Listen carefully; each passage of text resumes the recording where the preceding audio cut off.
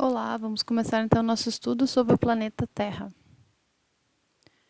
Então, nós vamos estudar as diferentes camadas que estruturam o nosso planeta, na parte interna e na parte externa, conhecer as camadas da atmosfera, aquelas camadas de gases, né, que estão em volta, verificar que a Terra ela está em constante transformação desde sua origem, e a gente também vai reconhecer o formato do nosso planeta por meio de observações e estudos. Sobre as características da Terra, ela é o terceiro planeta mais próximo do Sol. Cerca de 71% da sua superfície está coberta por água.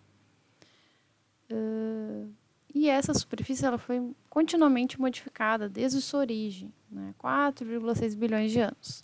Como a gente pode observar ali naquela imagem, vários vulcões ativos, vários raios incidindo sobre a atmosfera, temperaturas bastante altas nesse momento e sem seres vivos ainda.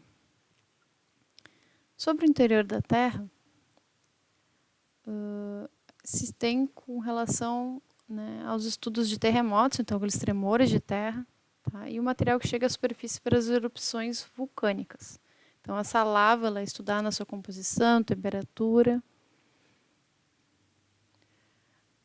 Nós temos na nossa Terra 3 camadas que formam, então a crosta, que é a camada mais fina, e é onde nós, seres vivos, nos encontramos.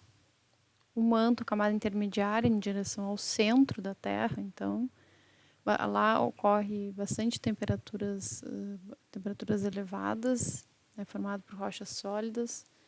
E o núcleo, a camada mais interna, temperaturas ainda mais elevadas, cerca de 6.000 graus Celsius, e é formado principalmente por metais de ferro e níquel. Então aqui, como se fosse um corte do nosso planeta para a gente observar essas camadas.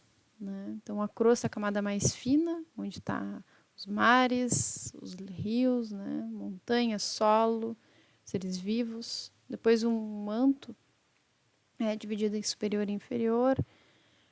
Então ali é a formação da lava, e o núcleo mais interno.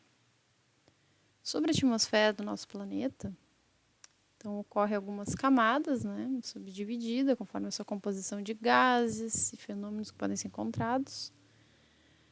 A atmosfera é formada por diferentes gases, como nitrogênio, oxigênio, argônio, carbônico e também a água, no estado de vapor. Bom, das camadas da troposfera, é aquela que está na superfície da Terra, contém uma quantidade maior de gases.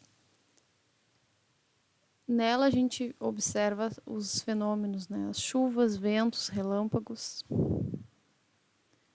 A estratosfera, uma camada acima, contém bastante gás ozônio, que protege os seres vivos dos danos emitidos pelos raios solares. Nos casos, por exemplo, evitando câncer de pele e problemas nos olhos. A mesosfera, uma camada acima, ela ocorre a temperatura baixa, o ar é bastante rarefeito, então tem menos oxigênio, e lá é possível observar a chuva de meteoros. Termosfera, região com temperaturas mais elevadas que as camadas inferiores. Nela ocorre também a ionosfera, que é onde ocorrem as auroras boreais, que pode ser observado nos polos, aquele fenômeno de luzes e cores. E por último, a exosfera, que é a camada, que limita a nossa atmosfera com o espaço interplanetário. O ar é bastante rarefeito, bastante gás hidrogênio e hélio. Temperatura bastante alta durante o dia e baixa durante a noite. Nessa região da atmosfera é que orbitam os satélites artificiais. Então, aqui uma imagem para mostrar essas informações sobre as camadas, Então, troposfera mais próxima de nós, depois estratosfera, mais acima, mesosfera, termosfera e exosfera. A coloração também varia de acordo com a composição dos elementos químicos, dos gases. E as temperaturas também variam. Bom, sobre a formação da Terra, ela se formou junto com os demais planetas do Sistema Solar e desde o seu início tem mudado bastante, né, a sua composição, a sua superfície. Então a gente viu, né, que os vulcões antes eram bastante ativos, então temperaturas elevadas, gases tóxicos, água basicamente em vapor, não tinha líquida. E com o tempo foi passando, vários milhões de anos, né, essa água foi resfriando, possibilitando que ela estivesse no estado líquido, né, então temperatura mais baixa, a água passa para o estado líquido e pode formar os oceanos, depois também os rios, lagos, lagoas. E com isso também a atmosfera, né, vai se modificando, então a composição dos gases também. Sobre o formato do nosso planeta, a gente tem a forma chamada geóide, tá? Que é o termo que significa o quê? Então, uma esfera achatada nos polos, né, e abaloada na linha do Equador. Então, a gente pode ver essa imagem aí, o raio equatorial, ele é um pouco mais longo, né, do que o raio polar. Tá? Então, ela não é uma esfera completamente no sentido de uma circunferência perfeita, né? Mas ela se aproxima, sim, de uma esfera.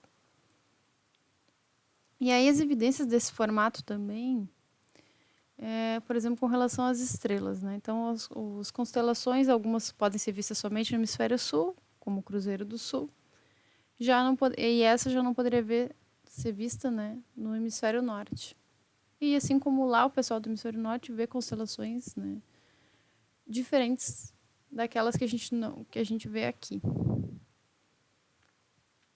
Outro exemplo é quando a gente observa um barco, né, se distanciando no horizonte.